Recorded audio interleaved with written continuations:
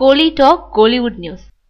ராஜ்கிரனோட மனைவியா நதியா பூவே பூச்சுடவா உயிரே உனக்காக படங்கள் மூலம் தமிழ்ல பிரபல நாயகியானவங்க நதியா. அதுக்கப்புறம் ஒரு பெரிய ரவுண்ட் வந்த அவங்க பிரபுவோட நடிச்ச ராஜ்குமாரன் படத்துக்கு அப்புறம் திருமணம் செஞ்சுக்கிட்டு 1994 நடிப்புக்கு குட் பை சொன்னவங்க பின்னாடி 2004 M Kumaran son of Mahalakshmi படத்துல ரீஎன்ட்ரி கொடுத்தாங்க. தொடர்ந்து தாமிரபரணி, சண்டை உள்பட சில படங்கள்ல நடிச்ச நதியா இப்போ தனுஷ் இயக்கும் பவர் பாண்டி படத்துல ராஜ்கிரனுக்கு ஜோடியா நடிக்கிறாங்க.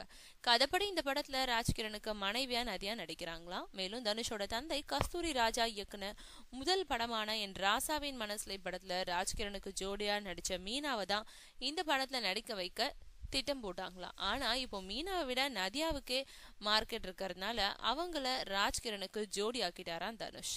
அதே படத்துல சாயா சிங், பிரசன்னா ஆகியோரும் முக்கிய வேடங்கள்ல நடிக்கிறாங்க.